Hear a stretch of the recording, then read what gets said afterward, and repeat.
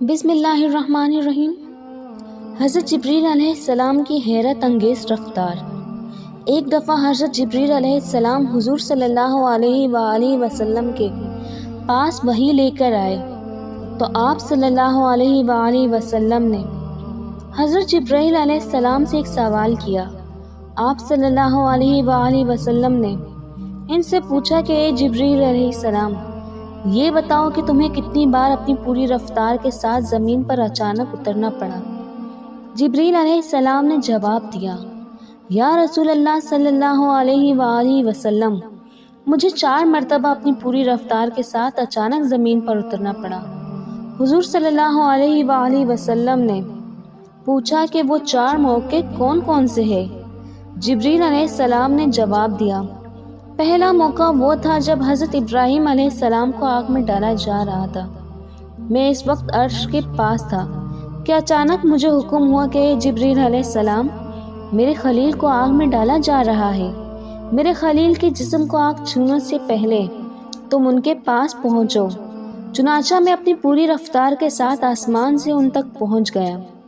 دوسرا موقع وہ ہے جب ابراہیم علیہ السلام نے اللہ کے حکم سے اسماعیل علیہ السلام کی گردن پر چھری رکھ دی تھی تو اچانک مجھے حکم ہوا کہ اے جبریل علیہ السلام، چھری کی گردن پر پھرنے سے پہلے زمین پر پہنچ جاؤ اور اسماعیل علیہ السلام کو بچاؤ۔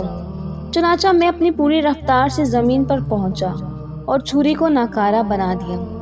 تیسرا موقع وہ ہے جب حضرت یوسف علیہ السلام کے بھائیوں نے حضرت یوسف علیہ السلام کو کنویں میں پھینک دیا تھا کہ اچانک مجھے حکم ہوا کہ اے جبریل علیہ السلام، یوسف کو کنویں کی تہہ تک پہنچنے سے پہلے وہاں پہنچ جاؤ اور حضرت یوسف علیہ السلام کو آرام سے اتار کر ایک پتھر پر بٹھا دو۔ چنانچہ میں حضرت یوسف علیہ السلام کی تہہ تک پہنچنے سے پہلے وہاں پہنچ گیا اور آپ کو ایک پتھر پر بٹھا دیا۔ اور چوتھا موقع وہ ہے جب جنگ احد میں آپ صلی اللہ علیہ وآلہ وسلم کا دندان مبارک کافروں نے شہید کر دیا تھا کہ اچانک مجھے حکم ہوا کہ اے جبریل علیہ السلام، میرے محبوب کا دان شہید ہو گیا ہے، ایسا کرو میرے محبوب کا خون مبارک زمین پر گرنے سے پہلے وہاں پہنچو، میرے محبوب کا خون اپنے ہاتھ میں لے لو۔ چنانچہ میں نے ایسا ہی کیا۔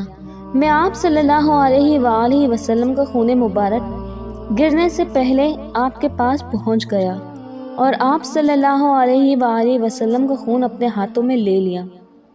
سبحان اللہ، یہ تو ابھی میرے رب کے ایک فرشتے کی صرف ایک خاصیت ہے، اور تو پتہ نہیں کتنے فرشتے ہوں گے اور ان میں کیا کیا خصوصیات ہوں گی۔ اللہ تعالیٰ سے دعا ہے کہ اللہ ہمیں سمجھنے کی توفیق عطا فرمائے۔ ویڈیو پسند آنے پر چینل کو لائک اور سبسکرائب کرنا نہ بھولیے گا۔